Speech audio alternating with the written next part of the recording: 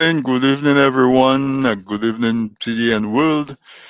All of you in the audience out there, especially those audience in the This Week in Interview tribe. Welcome back to another episode of This Week in Interview. Wednesday night, 8 p.m. Eastern Time. That's what we do. We spend an hour. Sometimes we indulge and we go an hour and a half. On rare occasions, we go 2 hours. Have this wonderful conversations that I get to share with you, really the delight of my week. So tonight is no exception. So gather around, share the live. Let your folks know that we are on. And when we're on, we have wonderful discussions. We talk about contemporary topics, happenings.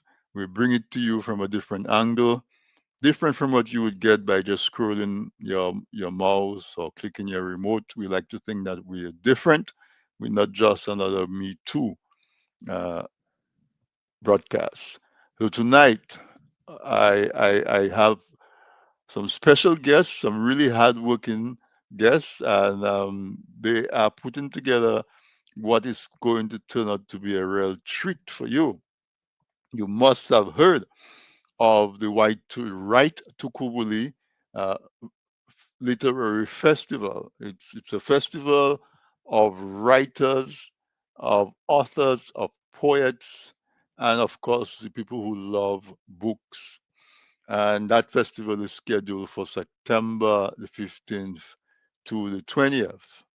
I told you I have some wonderful uh, this discussion on the tap for you tonight. So if you come back every week, welcome back. Special good evening to those in Dominica listening to us via RVR Jams Radio. It's an online radio station that carries this weekend interview live on DigiPlay channel 59. Also in the Toronto market, we have Radio SBE that carries this weekend interview live as well. So if you're listening to either one of those stations, thank you to the management for bringing the program live, and also, we want you to share it. And those of others who are listening on social media, Facebook, Instagram, what we have, Roku, we have our own YouTube channel. This week in interview, we started a YouTube channel, but more popular is the TDN Media YouTube channel, and on Facebook we have this Week in Interview Facebook page as well as TDN Facebook page. Some of you don't do social media, so we have TDN Radio. You listen to us on tdnradio.net, tdntv.net if you're not driving or doing or sitting where you can actually give us some attention. Right. So, as I said, come September 15th, we have a week of activities scheduled, a week of activities from Monday to Saturday, Monday the 15th to Saturday the 20th. And during that time, we are going to be all about written work. It's not just written because some of the folks who wrote them will be on talking about them, reading them for us. So we are really looking forward to that. I have with me two special guests, members of the Write-Tukubuli Literary Festival Committee, and they have come on tonight. So tonight they're on with us because next week, Wednesday, believe it or not, that's the week of the festival. So we'll be going live to the festival to bring you whatever is going on live. That's our next week show. But tonight they're going to tell you what's going on. I have on tap uh, Mr. Sam George. Those of you who are familiar with TDN would know Sam. Is the Sam is the executive producer, the manager. I don't know how many hats that he wears. He's the chief research and tech guy. Sam George is joining us. So Sam, just you can just do a quick wave because I'm going to bring everybody up. Also, we are going to Let me do, yeah, that view instead. We have Mr. Roy Sanford on as well, and of course the unstoppable, I should say, Celia Sorrendo. When I say unstoppable, you have to be on this committee to know what I'm talking about. She's a dynamo, keeping everything on track and keeping everything straight. I am in total awe of her coordination skills. So tonight we're going to talk about the Write-Tukubuli virtual festival. Celia, I'm going to go to you first. Ladies first, right? The fair one Thanks, among all the sons. thanks so much, Anthony. And just want to say so sorry that the other team member, Nicole Georges Bennett, couldn't join us tonight. We're really missing her. And just want to say, thank you for this opportunity and thank you for your show because you've been a supporter of writers for such a long time, since way back that I can remember with the Nature Island Literary Festival. So thank you so much. And this is definitely a team effort. So yes, everybody is pulling out. There's no holds barred for the amount of work that is going into to putting this on. So thank you so much for having us on. Yeah, everybody is pulling really hard, as you said. I know Nicole is not here is because she really could not be here with us. But we've been abusing her, so that hopefully that's not contributing to why she's not here. She hasn't run away from us. She's been editing videos and producing flyers and all of this other stuff. Because these folks we've had a tremendous response from you, the audience, and from the writing world out there to our appeal for participation. It's overwhelming. I am saying we because I am I tag along on the committee as well, and so when I say we, because TDN is part of that.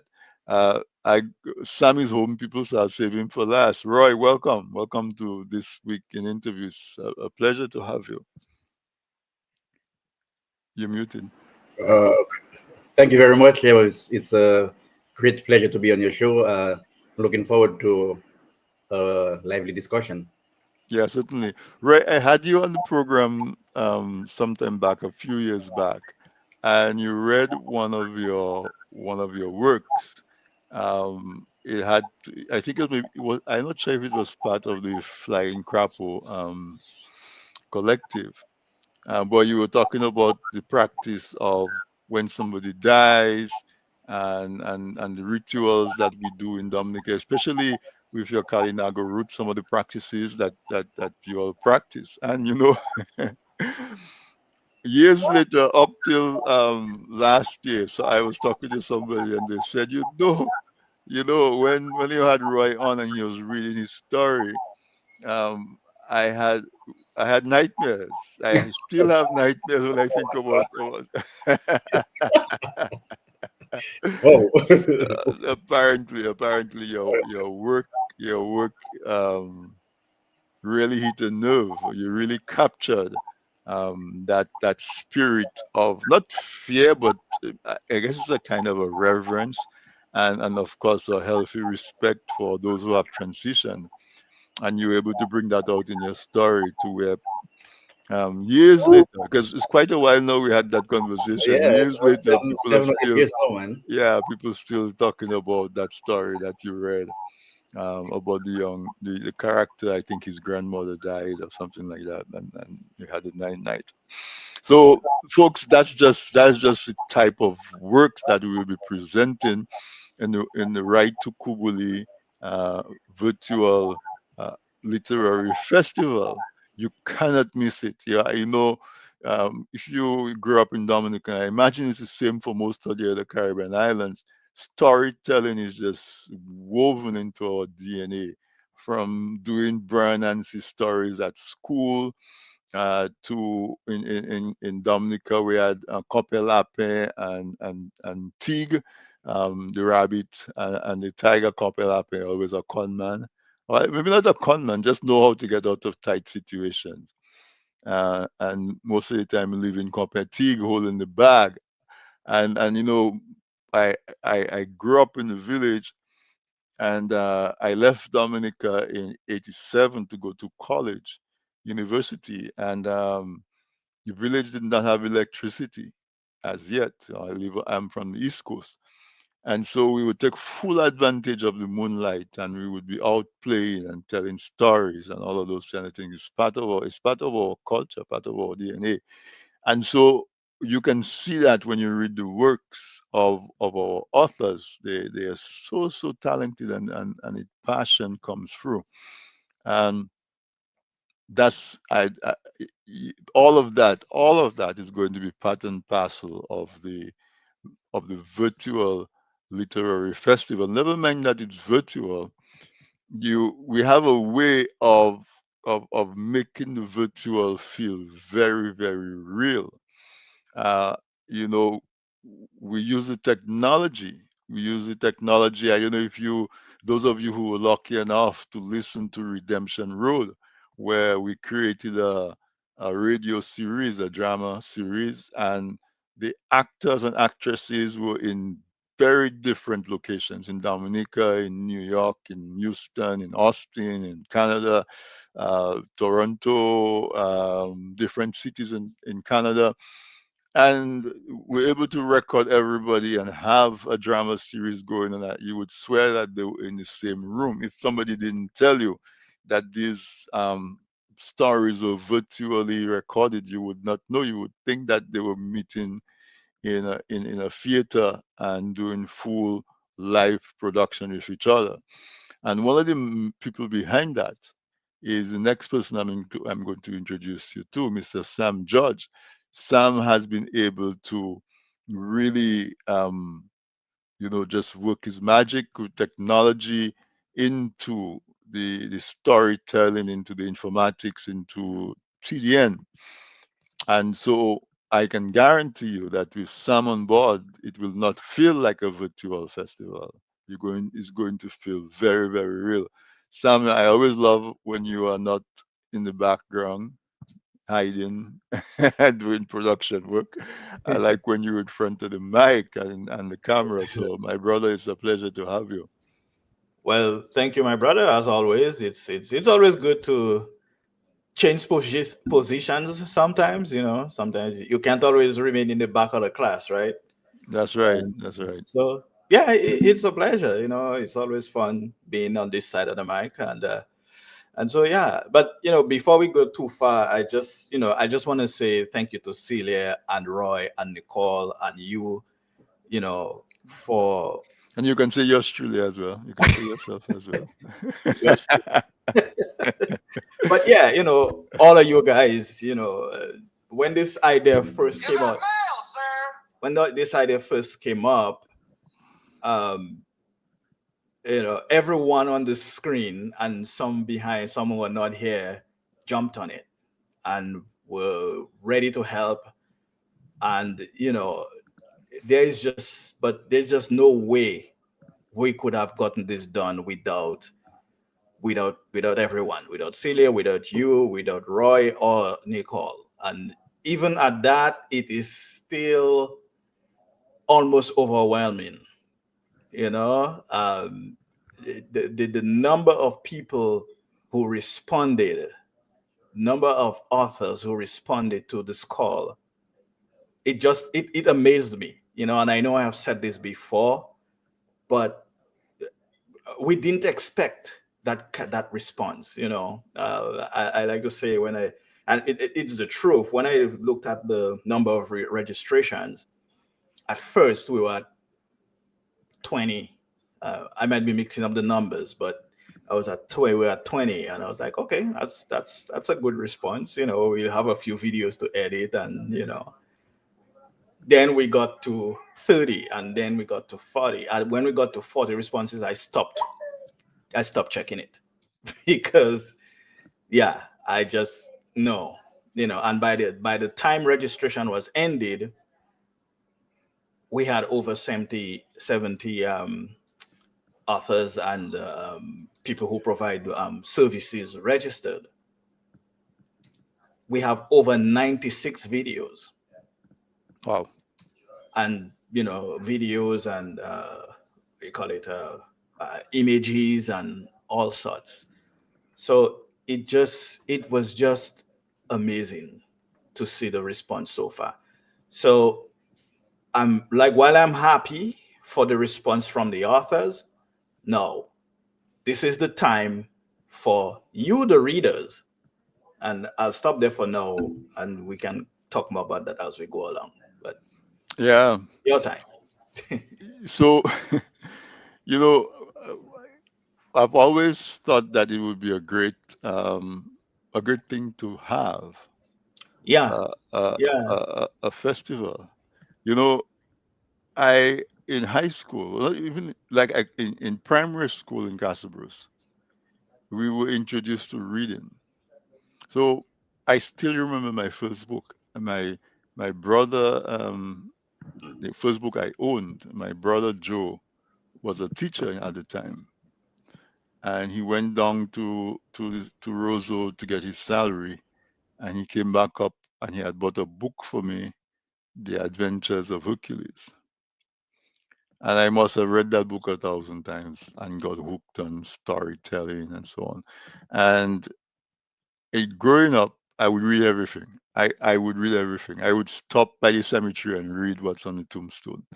Um, my three siblings in front of me were sisters, so I must have read every Mills and Boons and Blue Jean comic, every romantic Grace Livingstone Hill, and all. I still remember them. I mean, I just read everything, and so and at Castlebrus in the afternoon they would take us out to the classroom. There was a nice mango tree. um, our school was overlooking the police station. There was a mango tree right there. They used to take us there. We would take our benches, our chairs, and go there, and we would read stories by Longfellow and some of the other authors of the time. And got just got hooked on stories, on just reading. I'd read everything. I take the dictionary, I read the dictionary, I read whatever on it. Once it was written down, even today I walk in Brooklyn and people put books out for the garbage people, and I find myself stopping and seeing if there's any interesting book. um, and I got some treasures. I got like complete works of Dickens and some really nice short story book. So that was my relationship with books from a very, very early age. But like going to high school, if you're good in math or whatever, you get sort of channeled into science. And so I became on the science oriented side, but never lost my passion for books. And so when Celia says, she remembers that on the first Nature Island Festival, I was part of it, and I always have authors on, and we have really animated conversations. That is where that came from. And technology hasn't changed; it just made it easier. I have the Kindle app on my phone. I have it on my iPad, and if I have a book reading. Period. And so the why I'm saying that is that festivals, literary festivals, are important because reading is so critical. You know, somebody says if you make a mistake one time and you repeat the mistake, it's your fault, but so you should learn from your experience. But reading allows you to learn from other people's experience. And that is one of the main aspects of writing. In addition to that, it becoming a record of our history, right? So, Celia, I know you seem to be of the same mind because you put so much effort into, like, I know you have a page that you carry a lot of authors, and you have the listing of their books, and you're always involved in not just your own writing, but in also promoting and having available the writing of other writers. So, what are your thoughts about the the literary festival? You know how important it is to you, and what role do you think it plays in our own landscape? Yeah, I mean, I think it's crucial. I think if you think, way back when you would have had to have gone to the library or something like that to get a book to read, and these days with technology, we have so much access to resources online and things like that. But the trouble is, sometimes it can be overwhelming. And when you're a writer as well, you're just a single person in a very very large pond. So I think what the literary festival can do is just focus attention on resources that are useful for writers and other writers. And what is great about this one is that with a physical literary festival, you're limited with people who live outside of the area, whereas with a virtual literary festival, your audience can be anywhere. And it Right. also means that we can have Dominican writers showcase that are based in UK, in Canada, in America, as well as right here in Dominica. So I think those are some of the beautiful advantages of having a virtual literary festival. And I think it was Nicole who mentioned that one of the reasons she and Sam decided to do this was there was nothing on the calendar. There was nothing on our annual calendar for writers in the whole calendar of events.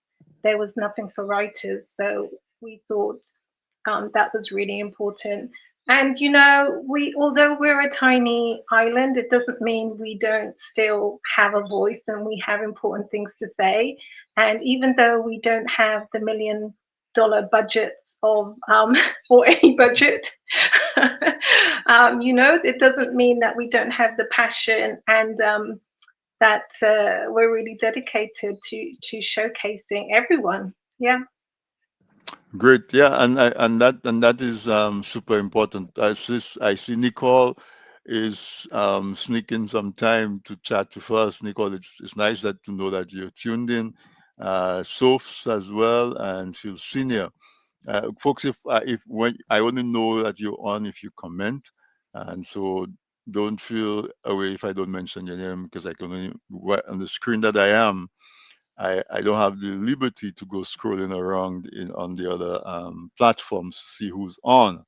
So only those who comment, their name show up and I can hear you. But good night to you, whether you comment or not. It's great to have you. Roy, as a writer, uh, and I just told you, obviously your book is well received and and your writing is impactful.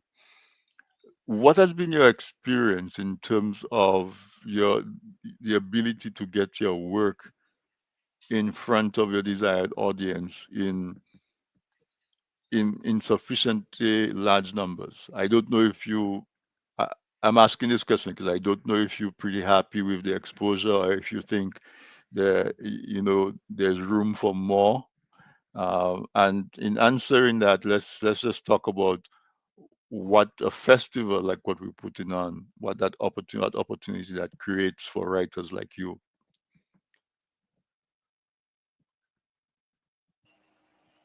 Well, I think first of all, I think the festival is a very good idea, and I'm really happy that the people who kind of came up with the idea put it into action, and it is just rolling. But it is. I think I had mentioned something about that we have a large pool of literature in Dominica, and I think we are not that pool of literature or literary work. They're not getting as much exposure as it should. Right. Our music, bouillon, our dance is You know, they get a lot of exposure, and you can hear what about them being discussed even on Facebook and international play on or wherever. But our writers are not getting that much exposure. We have so many lovely books out there and so many lovely authors, and you hardly hear about it. So I think, or hardly hear about them. So I think the festival is a good way to get uh, people's work exposed, and also the authors themselves. As was previously mentioned, the the uh, the organizers has been very kind of overwhelmed by the response of the different writers or authors out there. So it shows that there is an interest, and authors are kind of searching for ways probably to expose their work a little bit more. So that festival would definitely be a good way of getting getting writers and authors a little bit more recognized. Yeah. So, and Catherine Dorset is saying hi everyone. She's one of the writers that's going to be participating. She has quite a body of work out there, many books and over a wide range of topic areas and genres and so on. So each of you guys can answer this question. What is the objective of the what is the objective? What are we hoping to achieve by hosting, by putting on a literary festival? What do we hope? What do we hope to achieve? What are some of the objectives? Sam, I'll start with you. Sure. Yeah, that's thank you for that question. One of the things we are hoping to um, achieve, Roy kind of mentioned it. Well, mentioned it. It's giving our Dominican authors uh, exposure.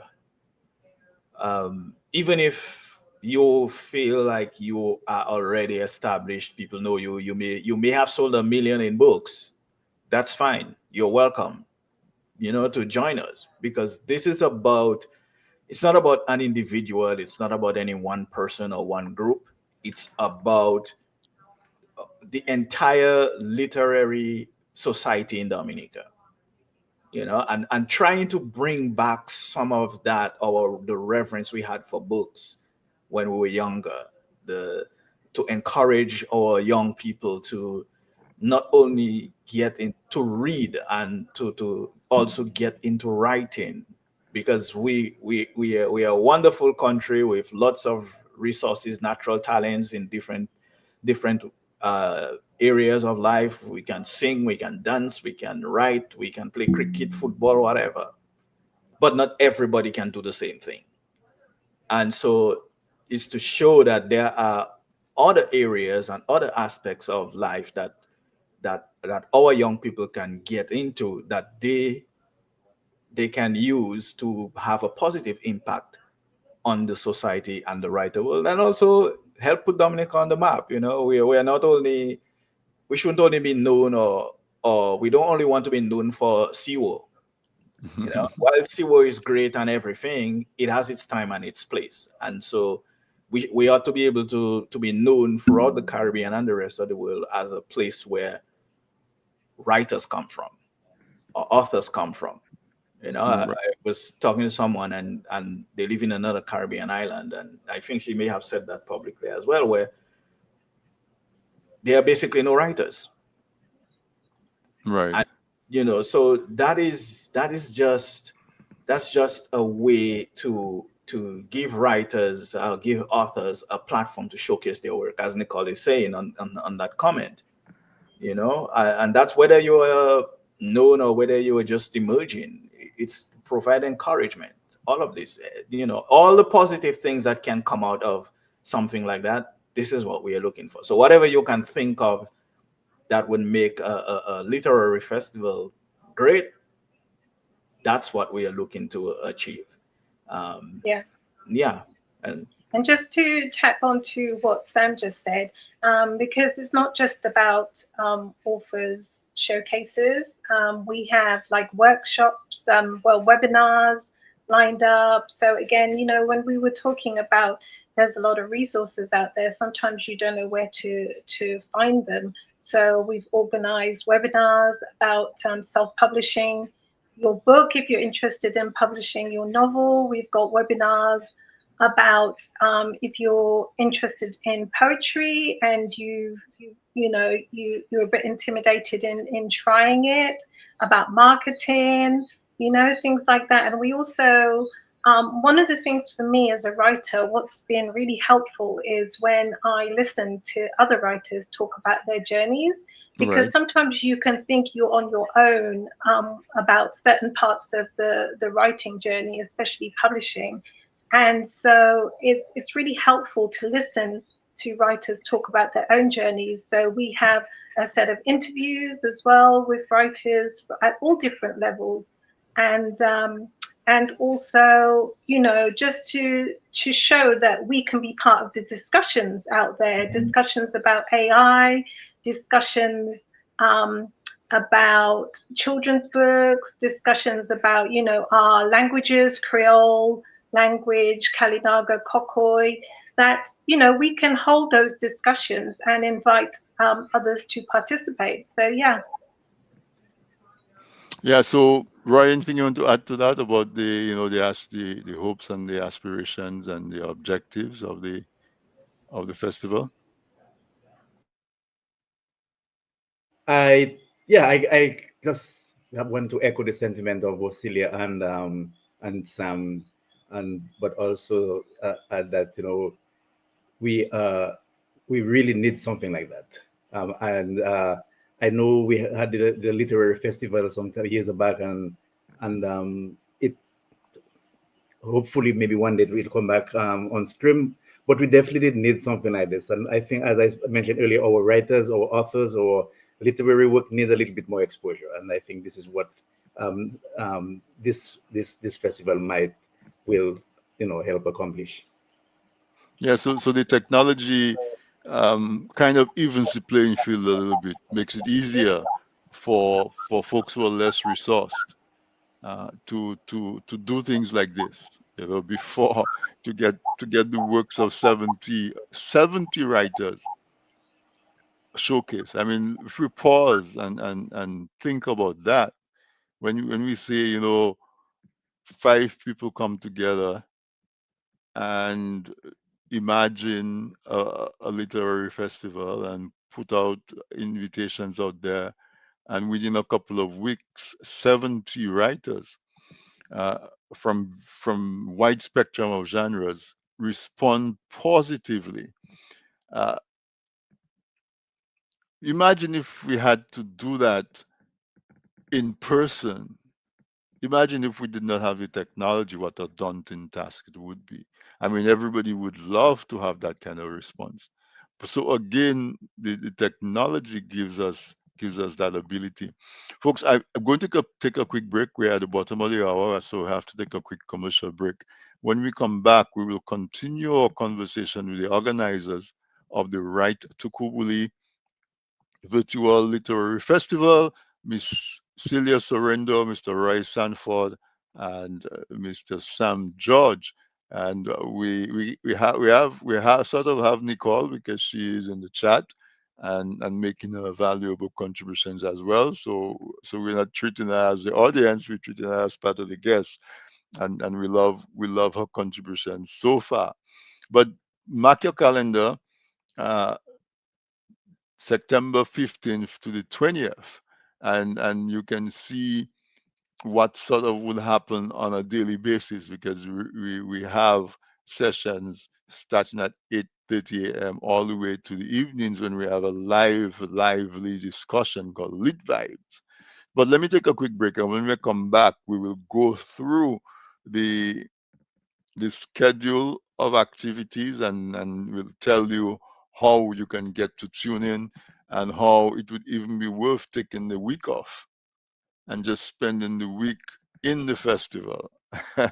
Or if your boss is not too bad, uh, if your boss is not too bad, then you can understand that you're going to be glued to your device as you tune into virtual literary festival, the Write-Tukubuli virtual festival. Stay tuned. We'll be right back. Yeah, just tell your boss I ain't coming to work today, man. This week. Yeah. So, quick break. Presented by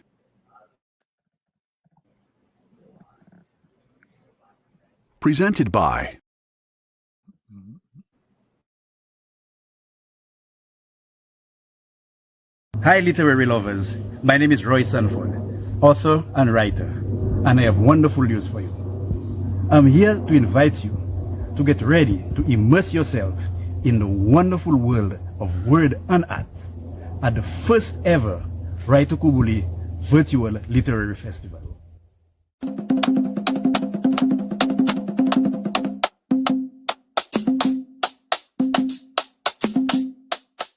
Engage your favorite authors, participate in workshops, and dive into discussions that will spark your imagination.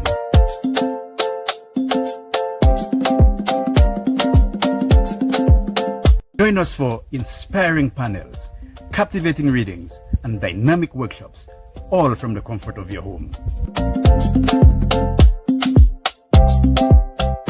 So don't miss out on this vibrant celebration of culture and creativity.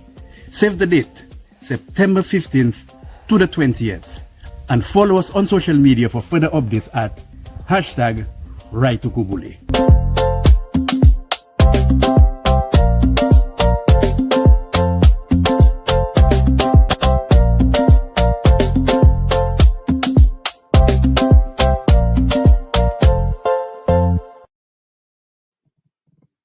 All right, so we are back. We are back. We have only one sponsor tonight. It's the Write-Tukubuli Virtual Literary Festival, September 15th to the 20th. You don't want to miss it. You know, the what as Sam and Celia and Roy were explaining, the whole our goals, aspirations. I was making a little bit of notes, and what struck me was that it is for as much for the writers as it is for you, the readers of their work. So somebody who has a book in them, who are an aspiring writer and wants to know, how do I go about getting my desire to have a book out there? You will have the resources available. You'll have people that you can contact that can help guide you to not to write in your book, and if you have it written already, to get it published, to get it marketed. And so the aspiring writer would get benefit. The novice writer, we have a few writers who signed on, and it's their first work, and they're still a little timid, and they will get pointers and get their hands held, and find an embracing community that's there to really help them uh, track the path that they walked, and so they don't have to discover everything for themselves.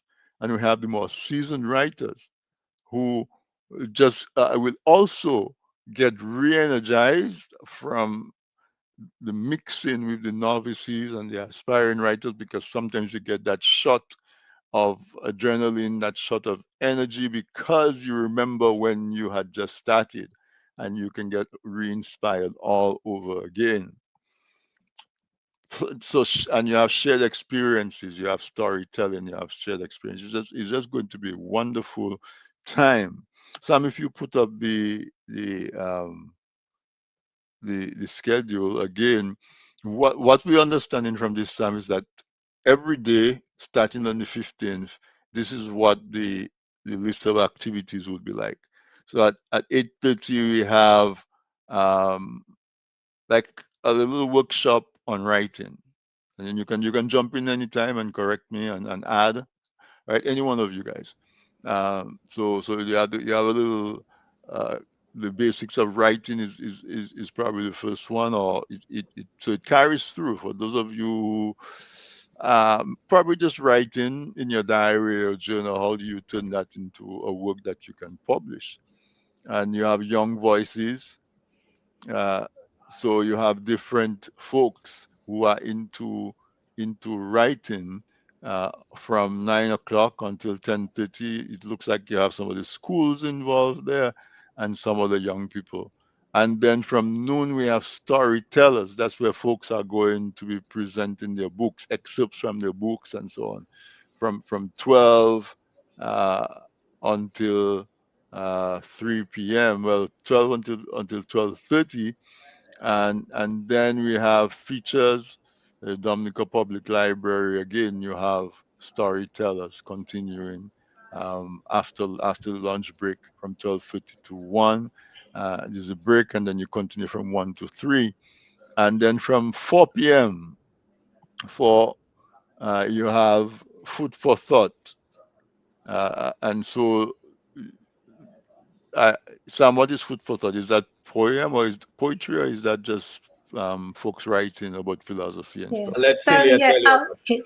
yeah. So basically, what we did, what we tried to do, if you can imagine, we had all these amazing submissions come through. Mm-hmm. So we tried to pick common themes that we saw in some Mm-hmm. of the recordings we'd received. So we grouped them. Obviously, we wanted to start with our young writers first, our young, just to show, look, it's amazing what these young people are doing. There's, for instance, the FCFC, stories that are actually written by children. They're not books for children. They're stories that are actually written by the Right. children themselves. Right. So we really wanted to kick off the festival with that. And again, it just showed the diversity of what we received. The food for thought is where it's kind of the extracts whereby the writers are talking about things, subjects that really make you want to think about consciousness. There's different things, about race, about color. So we put that under a heading of food for thought. Just those areas where just the content might give you something to take away and ponder for a while. So yeah, that we just try to group the segments into common themes. Right. As you say that, I guess, and the audience is getting a little peek behind the the work that went into organizing this festival, because you get all of this body of work, and you hear that we had, they had to sift through it and categorize them, and so that it can be presented, Mm-hmm. in a coherent and coordinated manner. And then after that, in the evening, starting at 5 p.m., there's a webinar. The first one I guess, would be self-publishing your novel.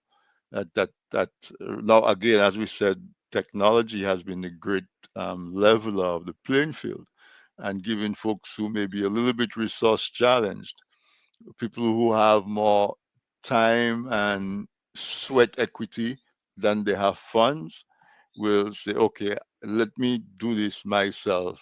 Whereas before, the only choice you had was to hire a publisher. So you had self-publishing. And then from 7:30, there is what is called Lit Vibe, where it's like a live panel discussion where the audience will be able to, well, there's a panel that's going to be presenting their ideas and discussing back and forth.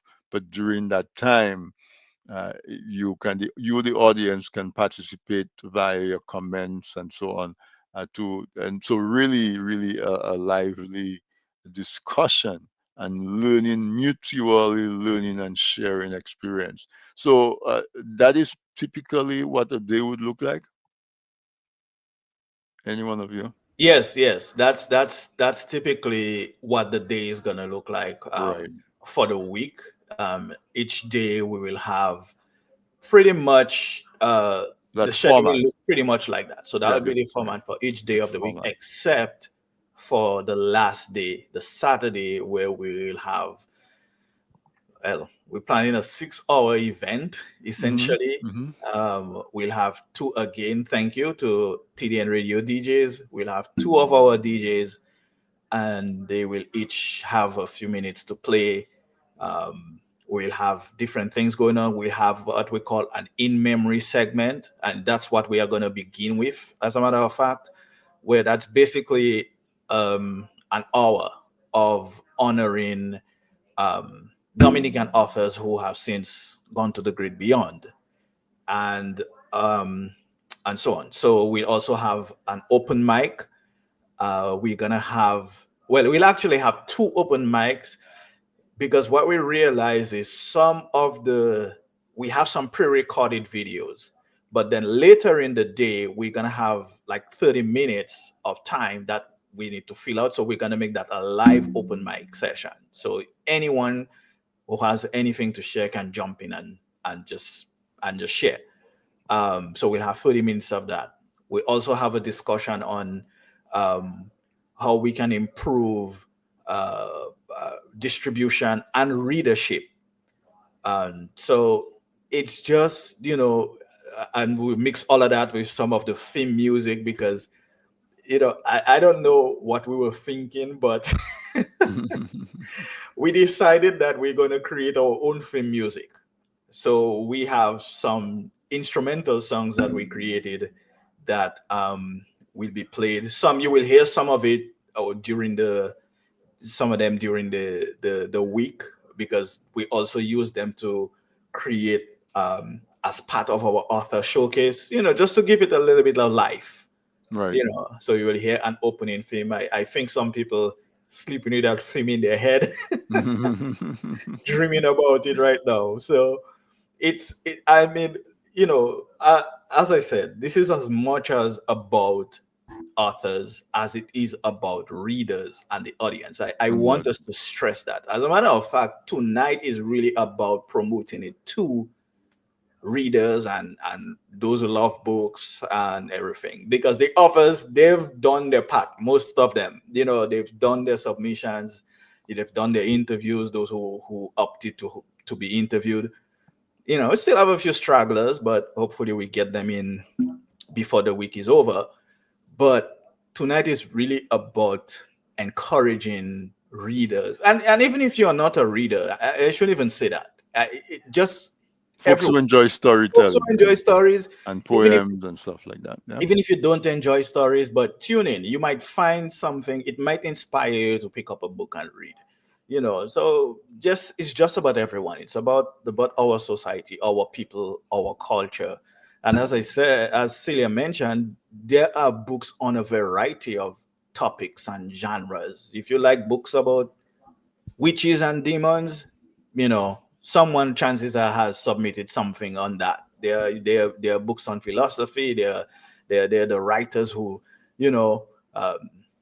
who can help us understand society or understand the human condition, all of that. So it's a wide spectrum of different authors, different types of authors in different stages of their career as authors. So it's just a whole, well, to borrow a phrase, it's a whole bouillon.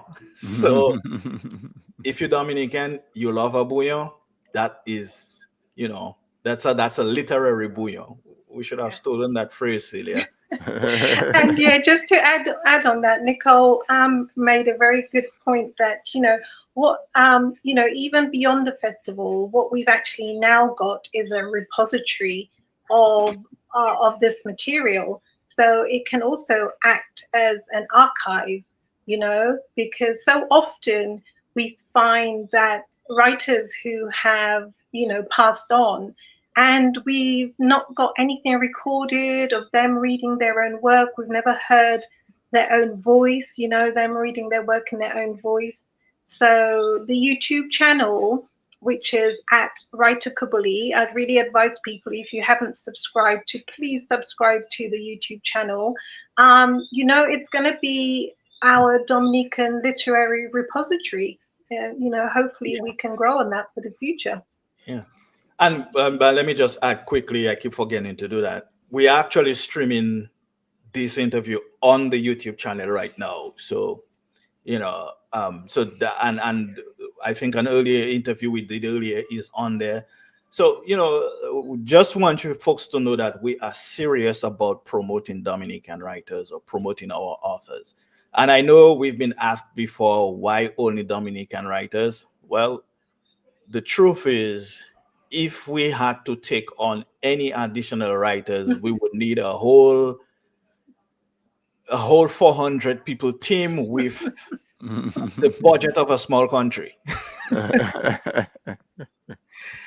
But we certainly hope that we can grow in the near future. We can make this an annual thing, and and have more assistance, from different NGOs, from governments, whomever, philanthropists, those who have money and not sure what to do with it. Well, you can 1%.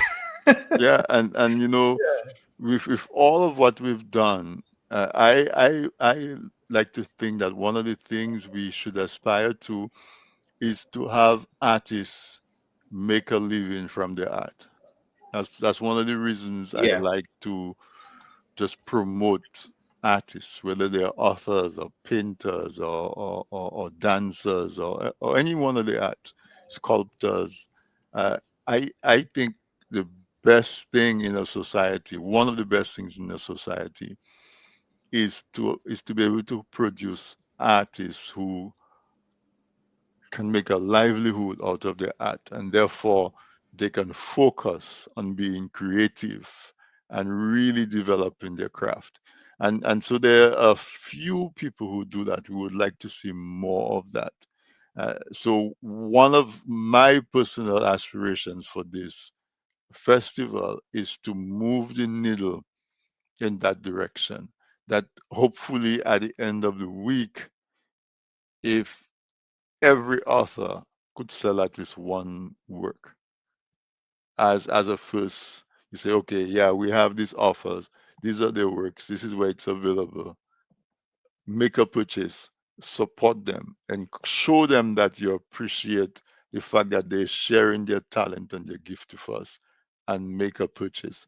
Let us move our culture towards where we put so much value in what's available that we start to give our art as gifts. You know, sometimes you go on a trip and you bring back a gift for the people that you close, maybe the person that gave you a ride to the airport, the person that babysits your kids, and you buy a postcard or you buy a book. Well, we want to put it to where people who are aware of the top quality writing, you feel so proud that you can give your niece, your nephew, your spouse a book by Roy Sanford or Celia Sorrento or Nicole Georges or Sam George or Annette or Catherine. You a book as a gift. So it, it does so many things on so many different levels, and you're not just doing it to support, to say that, okay, I'm just giving it. You actually are getting a good quality book that's well done, and and a story that is well told, and with that you will see so many spin-off industries, because then you have artists who design book covers or illustrate in the inside of the book. We have people who go into marketing. We have people who go into typesetting. When you hear the story of Steve Jobs, for example, one of the things that benefited him the most is because he knew about fonts. He had taken a class in college on fonts and he understood fonts.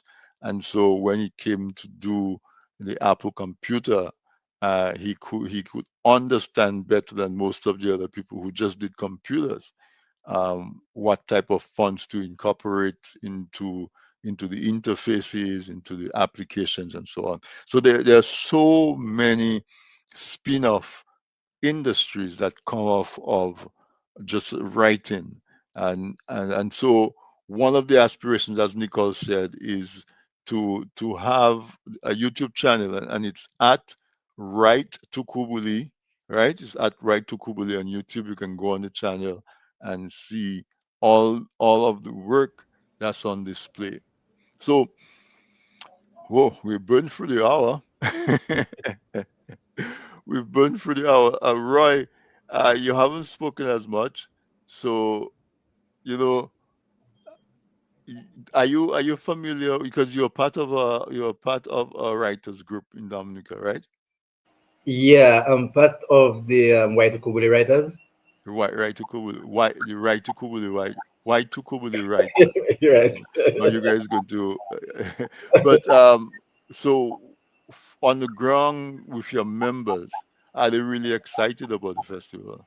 Well, I think so. As a matter of fact, we'll be having our monthly meeting on Saturday, this Mm, coming Saturday, and I think we'll be having a physical face-to-face meeting kind mhm. of thing. So I think then I will be able to gauge the mood of the different of the members of the group on their opinions on the festival itself. So hopefully I'll be able to get a better idea. But from what I got for the one or two that I've spoken to, it seems to be interested in it. I'm not I'm not sure if our members have submitted works and they submitted as just themselves or as member of White Tukubuli Writers. I'm not sure, but I've spoken to at least three members who have said that they were really excited about it and were looking forward to it. But I think on Saturday I should be able to get a better idea of what the folks have to say. Yeah, and as Sam said, we really want to encourage the audience, and even though this is the first one, so we really targeted Dominican writers. The fact is that uh, you in the audience, share it with your friends, share it with your family, let them know that it's happening. Uh, all if you are on the program tonight, send out a text uh, to 10 people and ask them to share it. Let's see if we can get a crowd. Let's see if we can build momentum as we come towards the end of the year, as we approach World Queer Music Festival. Remind the folks who are traveling to Dominica for the festival to come back with at least one book from a Dominican author. Uh, Also, parents, if you can call your education officer, talk to your principal about getting some of the Dominican books in the schools. There's so much work.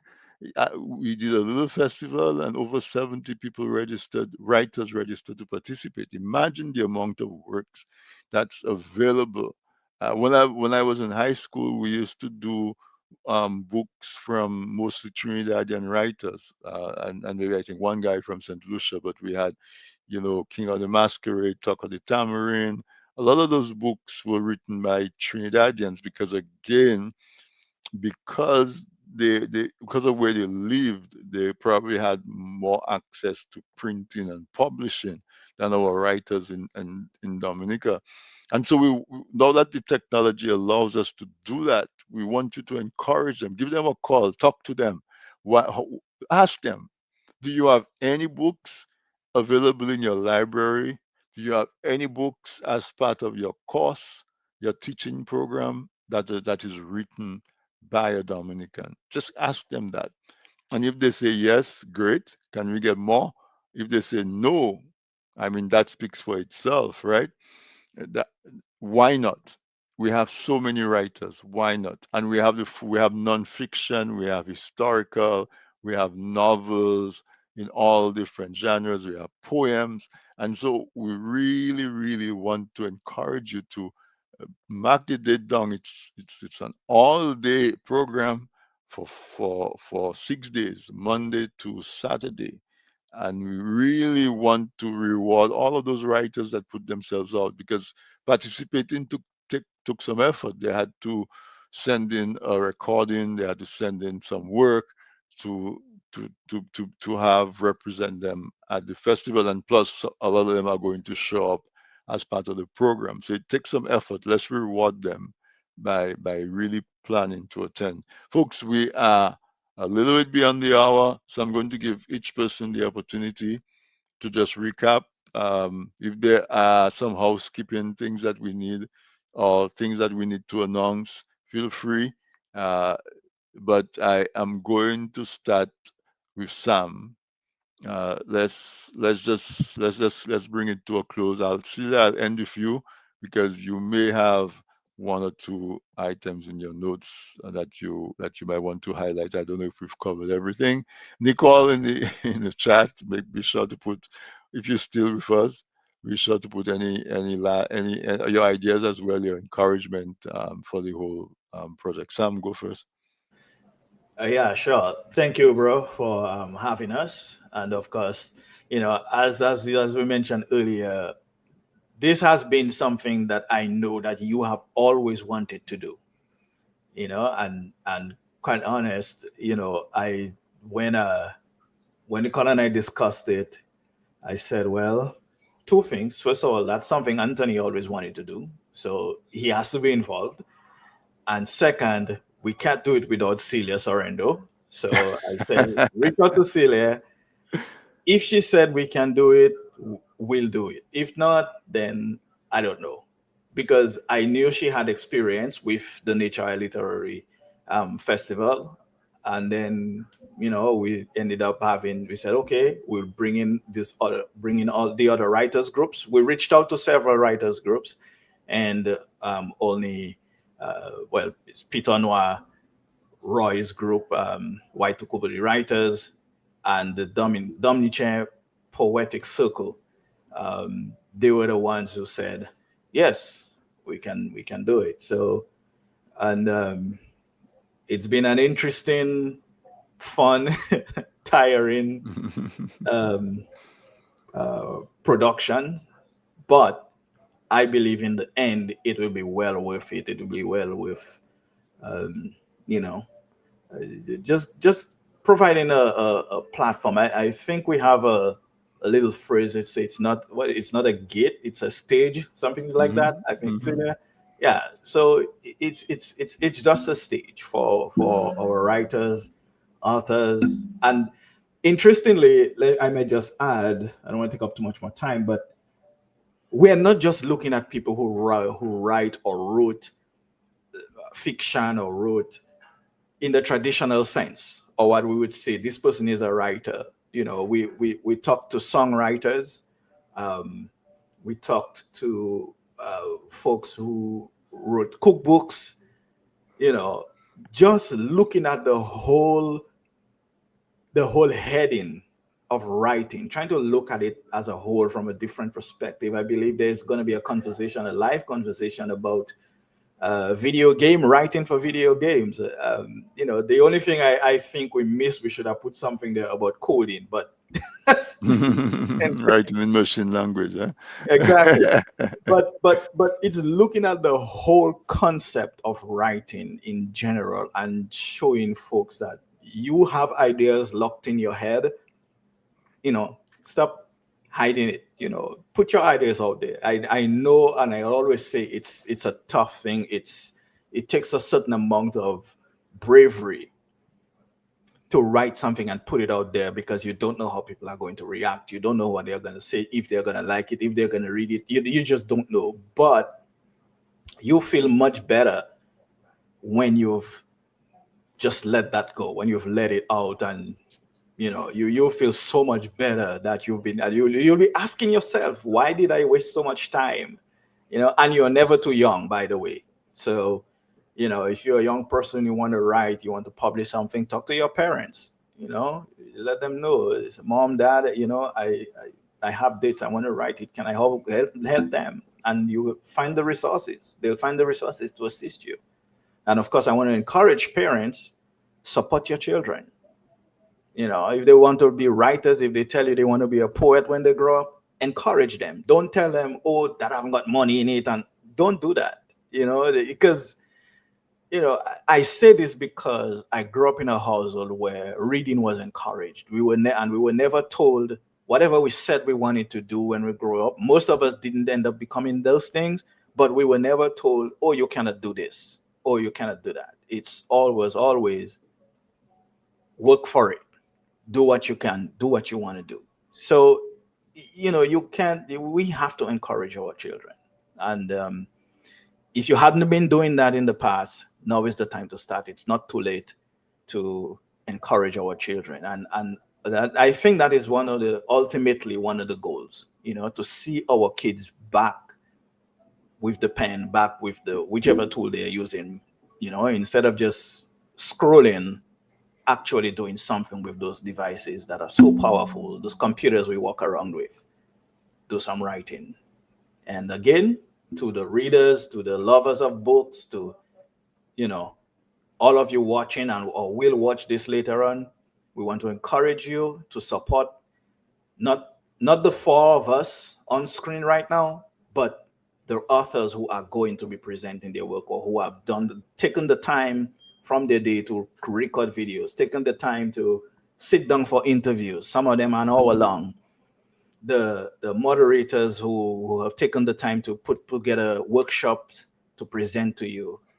All of this deserves, your support. So that's where I leave it tonight. Thank you again, and I yield the floor.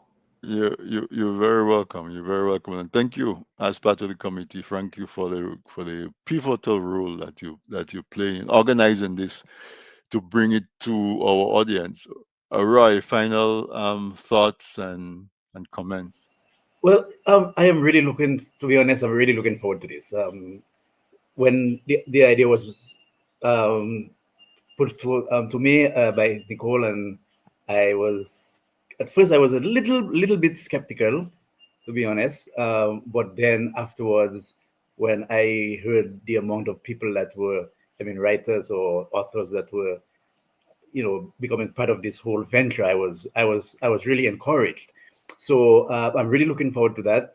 I would really like to commend people like Celia and Nicole, of course, and Sam, who have put so much into this. And I think when all of this is over, I wish we could go somewhere and have a little drink. You know what I mean?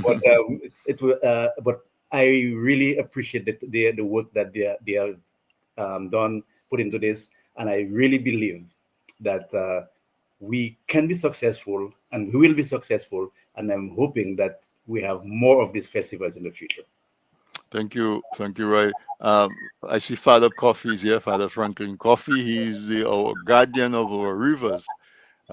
So much accolades and so much thankful is for him.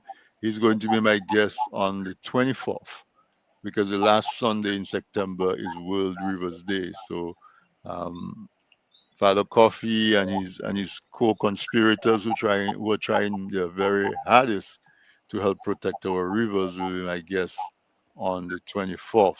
We have one of our participating writers is on here, Rosalind Severin McLean, and she's a writer of Oceans of Thought.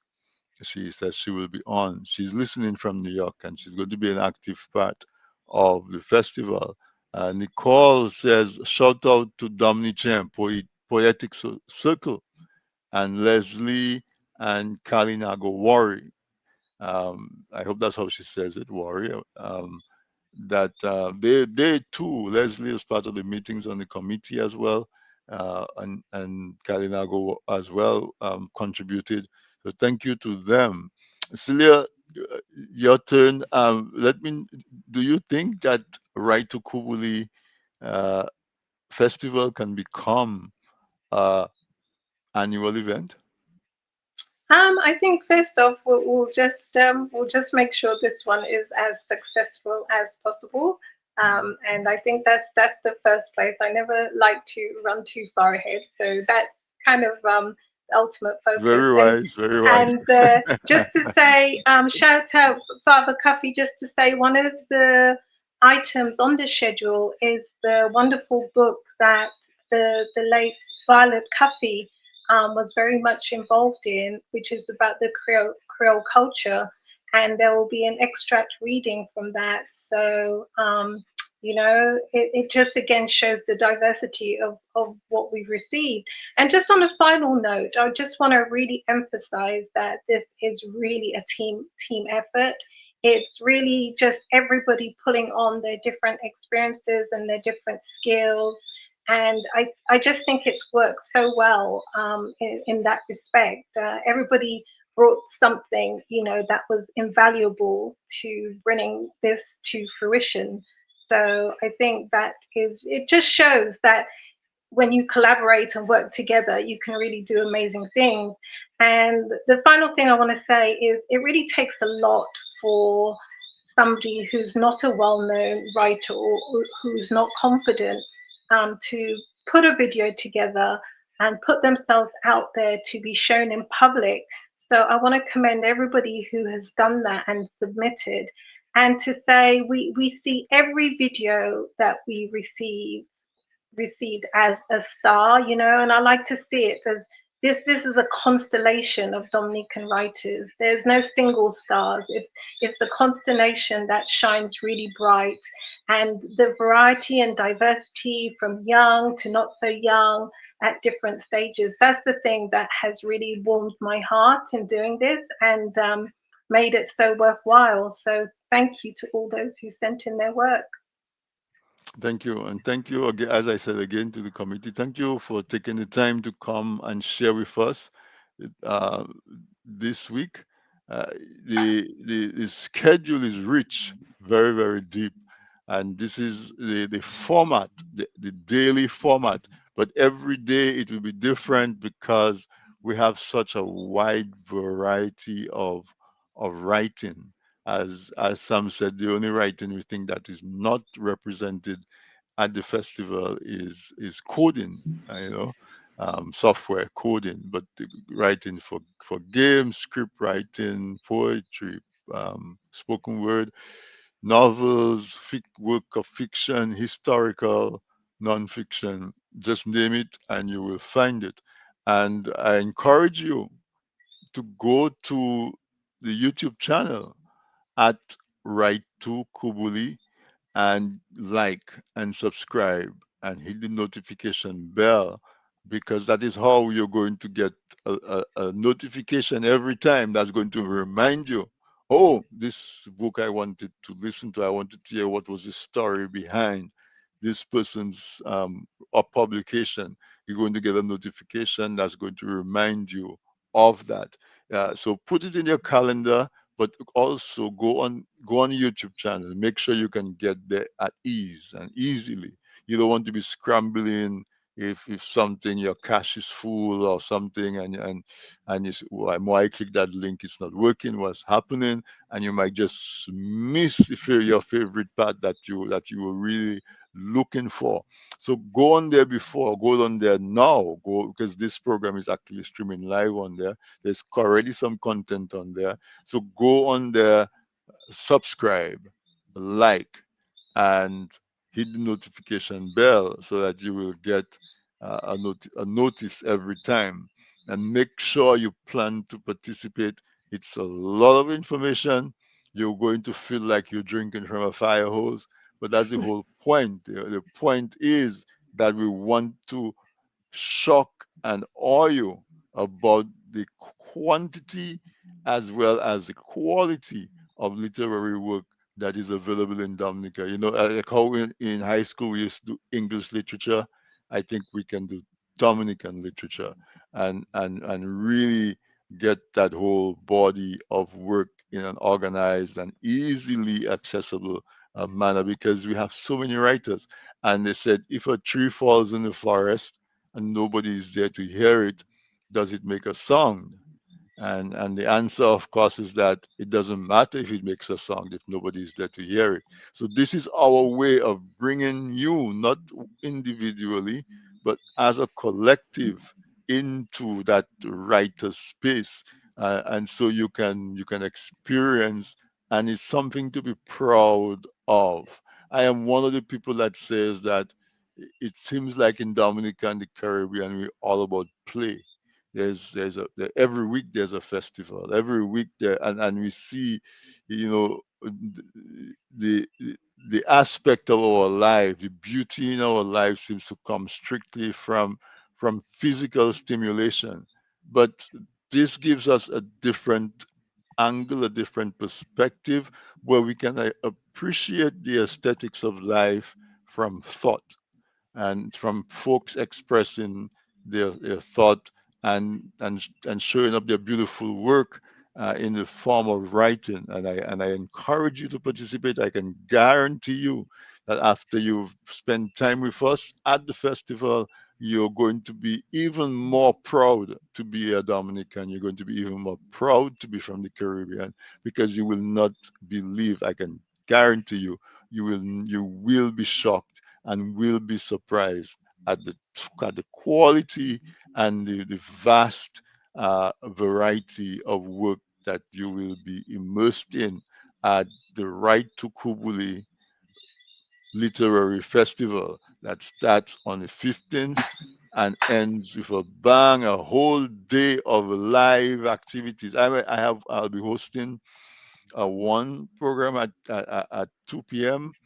on the Saturday, the last day I'll be hosting, talking about exposure to Dominican books and branding and that sort of thing.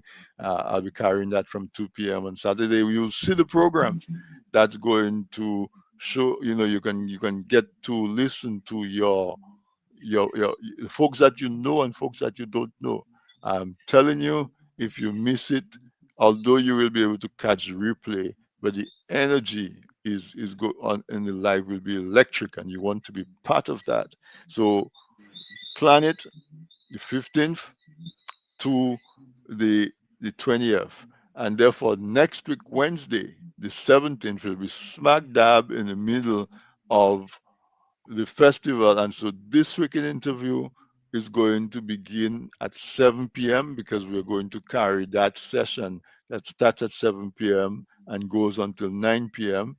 We are going to carry that live. You see, at 7 p.m. it is the what we call the lead vibes, and it's going to be a live. And that's what we're going to be carrying on next week Wednesday as our this weekend interview program. So mark your calendar.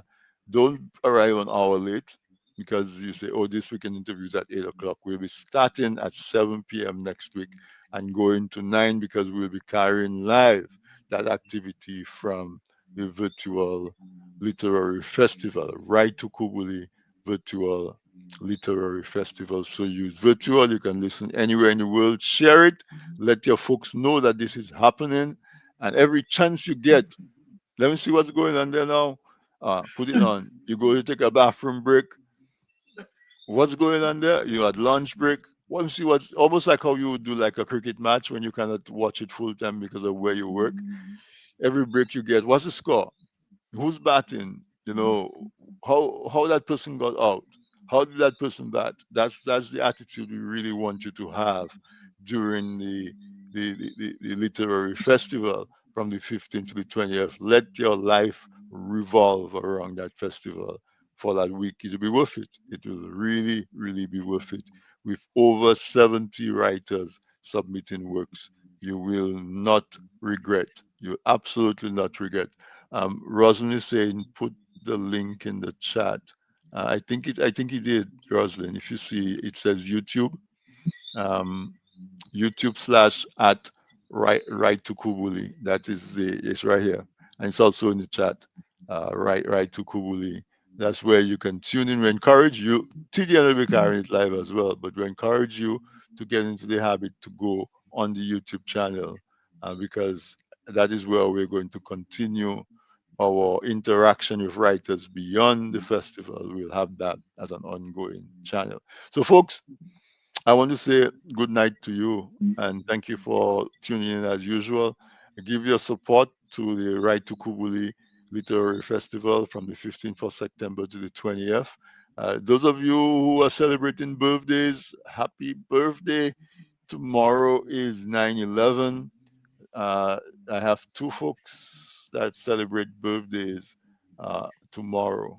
Actually, Weeper, DJ Weeper, King Edward, his birthday is tomorrow. One of these days, I'm going to bring you on so you can experience his wonderful DJing skills. He'll be one. Actually, he will be one of the DJs that will be providing the light, the mood and the musical. How do they say it? Incidental music for the festival on Saturday. His birthday is tomorrow. So happy birthday, DJ Weeper. And if you're celebrating birthdays this week into next week, happy birthday to you, anniversaries as well. And I know a bunch of kids are back to school. So get a book for them while they are in the car. They can read, and you guys will have wonderful discussions about the flying crapo and all the other books. The book by Rosalind, Oceans of Thought, again, stimulating, just that on the esoteric side. So, folks, I can talk about books all night, but I'm going to stop. I'm going to tell you good night, and we will see you in the festival beginning on Monday, the 15th. Good night, everyone.